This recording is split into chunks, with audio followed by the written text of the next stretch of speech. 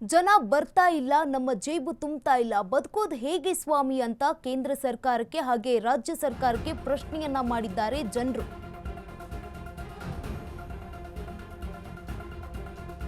ಒಂದೇ ವಾರದಲ್ಲಿ 2 ಬಾರಿ ದರ ಏರಿಕೆ ಬರೆ ಇದೀಗ ಜನಾಕ್ರೋಶಕ್ಕೆ ಕಾರಣವಾಗ್ತಾ ಇದೆ.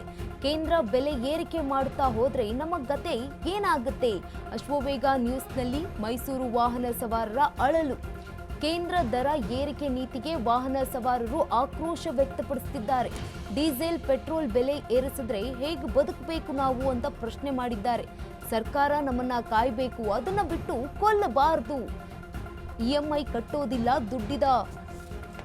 ದುಡಿದ ಹಣವೆಲ್ಲ ಡೀಸೆಲ್ಗೆ ಹೋಗ್ತಾ ಇದೆ. ಕೇಂದ್ರ ಸರ್ಕಾರದ ಕ್ರಮಕ್ಕೆ ವಾಹನ ಸವಾರರು ಹಿಡಿಶಾಪವನ್ನ ಹಾಕ್ತಿದ್ದಾರೆ.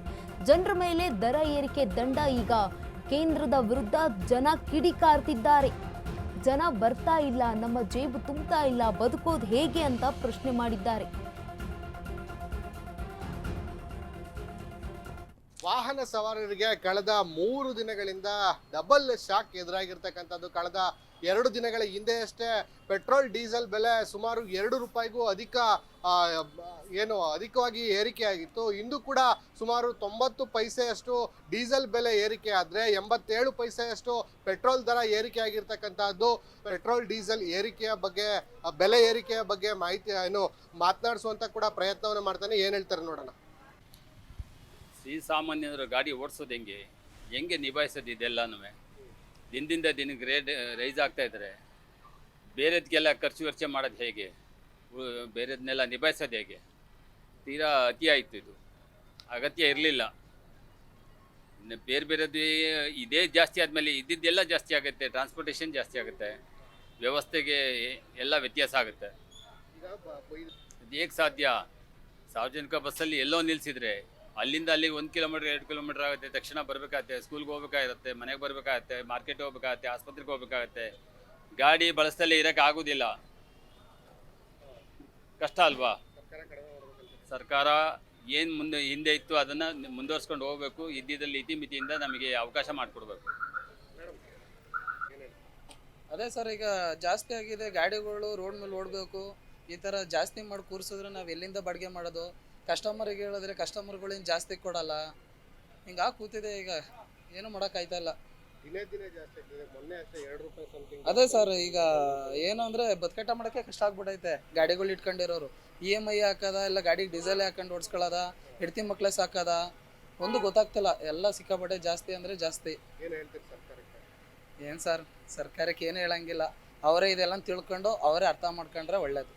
ನೆಕ್ಸ್ಟ್ ಎಲೆಕ್ಷನ್ಗೆ ಒಳ್ಳೇದಾಗುತ್ತೆ. ಇಲ್ಲ ಅಂತ ಇದೇ ಥರ ಆದರೆ ತುಂಬ ಕಷ್ಟ ಆಗುತ್ತೆ ಸರ್. ಜನರ ಪರಿಸ್ಥಿತಿ ತುಂಬ ಹದಗೆಟ್ಟೋಗಿದೆ. ಕ್ಯಾಬ್ ಅವ್ರದ್ದಂತೂ ಇನ್ನೂ ಜಾಸ್ತಿ. LPG, CNG, ಪೆಟ್ರೋಲು, ಡೀಸೆಲು ಎಲ್ಲ ವಿಪರೀತ ಆಗಿರೋದ್ರಿಂದ ತುಂಬ ಕಷ್ಟ ಇದೆ ಜೀವನ ಮಾಡೋಕ್ಕೆ. ಇದು ಇಡೀ ಸಾರಿಗೆ ವ್ಯವಸ್ಥೆ, ಸಾರಿಗೆ ಮತ್ತು ಕೃಷಿ ಇದು 2 ಕಣ್ಣುಗಳಿದ್ದಂಗೆ. ಈ ಸಾರಿಗೆ ವ್ಯವಸ್ಥೆ ದುಬಾರಿ ಆದರೆ, ಅಂದರೆ ಡೀಸೆಲ್ಲು, ಪೆಟ್ರೋಲು ಇವೆಲ್ಲ ದುಬಾರಿ ಆದರೆ ಅರ್ಥವ್ಯವಸ್ಥೆಯನ್ನೇ, ಆರ್ಥಿಕ ಸ್ಥಿತಿಯೇ ಹದಗೆಟ್ಟು ಹೋಗ್ತದೆ. ಜನಸಾಮಾನ್ಯರಿಗೂ ಇವತ್ತು ಭಾರಿ ಕಷ್ಟವಾಗ್ತಾ ಇದೆ. ಈ ಎಲ್ಲ ದರಗಳು ಏರ್ತವೆ. ಇದರಿಂದಾಗಿ ಎಲ್ಲ ದರಗಳು ಏರ್ತವೆ. ಸರ್ಕಾರ, ರಾಜ್ಯ ಸರ್ಕಾರವಾಗಲಿ ಕೇಂದ್ರ ಸರ್ಕಾರವಾಗಲಿ ಜನಸಾಮಾನ್ಯರಿಗೆ ಹೊರೆಯಾಗದಂತೆ ಒಂದು ವ್ಯವಸ್ಥೆಯನ್ನು ಮಾಡಬೇಕು. ಇದಿಷ್ಟು ಮೈಸೂರಿನ ವಾಹನ ಸವಾರಿಗರ ಮಾತಾಗಿರ್ತಕ್ಕಂತಹದ್ದು. ಏನು ಸಾರಿಗೆಗೆ ಮೂಲವಾಗಿರ್ತಕ್ಕಂತಹ ಪೆಟ್ರೋಲ್ ಡೀಸೆಲ್ ಬೆಲೆಯನ್ನು ಏರಿಕೆ ಮಾಡಿದಂಥ ಸಂದರ್ಭದಲ್ಲಿ ಅದಕ್ಕೆ ಹೊಂದಿಕೊಂಡಂತೆ ಇರುವಂತಹ ಬೇರೆ ಎಲ್ಲದರ ಬೆಲೆಯೂ ಕೂಡ ಹೆಚ್ಚಾಗುತ್ತೆ. ಅಂದರೆ ಟ್ರಾನ್ಸ್ಪೋರ್ಟ್ ಬೆಲೆಯೂ ಕೂಡ ಹೆಚ್ಚಾಗುತ್ತೆ, ಬಸ್ ದರ ಕೂಡ ಏರಿಕೆ ಆಗುತ್ತೆ. ಈ ಹಿನ್ನೆಲೆಯಲ್ಲಿ ಇದು ಭಾರತದ ಅರ್ಥವ್ಯವಸ್ಥೆಯ ಮೇಲೆ ಕೂಡ ಇದು ನೇರವಾದಂತಹ ಪರಿಣಾಮ ಬೀರುತ್ತೆ ಅನ್ನುವಂತಹ ಮಾಹಿತಿಯನ್ನು ನಮ್ಮೊಂದಿಗೆ ಹಂಚ್ಕೊಳ್ತಾ ಇರ್ತಕ್ಕಂಥದ್ದು. ಕ್ಯಾಮ್ರಾ ಪರ್ಸನ್ ವಿನಯ್ ಜೊತೆ ಸಂದೀಪ್ ಕುಮಾರ್, ಅಶ್ವವೇಗ ನ್ಯೂಸ್, ಮೈಸೂರು.